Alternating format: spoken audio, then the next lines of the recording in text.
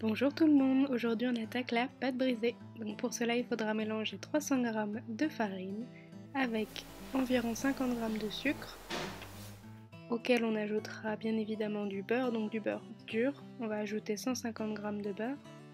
On va également ajouter une pincée de sel. Puis pour finir environ 5 cuillères à soupe de crème liquide, légère ou entière, c'est vous qui voyez. Vous pouvez travailler cette pâte à la main, ici je vais utiliser le pétrin, donc ça se bat très vite, je laisse environ 2 minutes, de façon à ce que le beurre soit bien incorporé.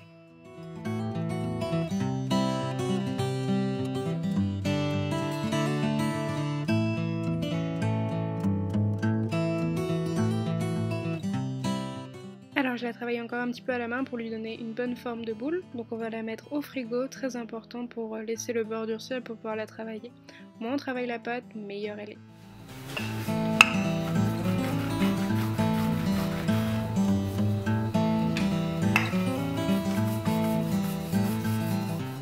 Bien entendu, je vérifie si elle est à la taille de mon plat, pour cela je pose juste le plat dessus. Puis je roule la pâte autour de mon rouleau et je la dépose délicatement sur mon plat à tarte.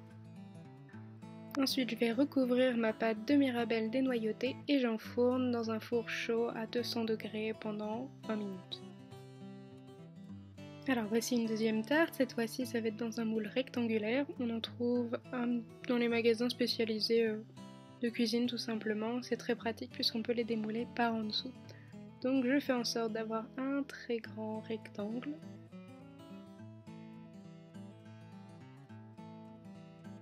Voilà, on a la bonne taille et maintenant, pareil qu'avant, on le roule sur le rouleau et on va pouvoir la poser délicatement sur notre moule.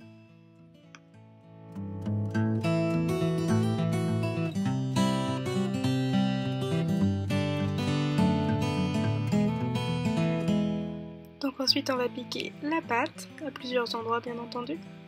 Puis on va bien évidemment remplir notre tarte de myrtille, donc vraiment soyez généreux, c'est comme ça que on a des bonnes choses.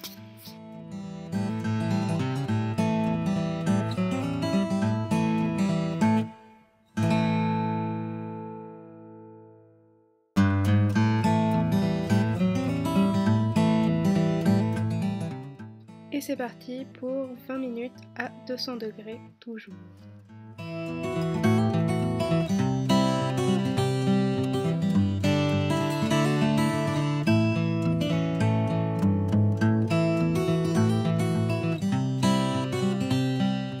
Voilà, la tarte est prête, donc vous voyez, elle est bien cuite et on va tout simplement la démouler en poussant en dessous, il y a un petit plateau et après je la pose sur mon plan de travail, tout simplement. Et je vais la laisser complètement refroidir et on va préparer un petit peu de chantilly. Pour réaliser une chantilly maison, il suffit de mélanger de la crème liquide très froide, en général je mets même le bol et le fouet au frigo. Donc je vais également ajouter un sachet de sucre vanillé et une grosse cuillère à soupe de mascarpone pour la rendre vraiment très épaisse. C'est ce que j'aime sur la tarte aux myrtilles.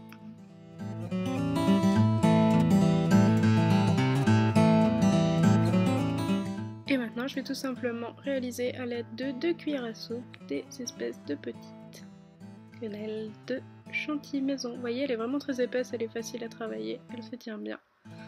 Donc voilà, bon appétit!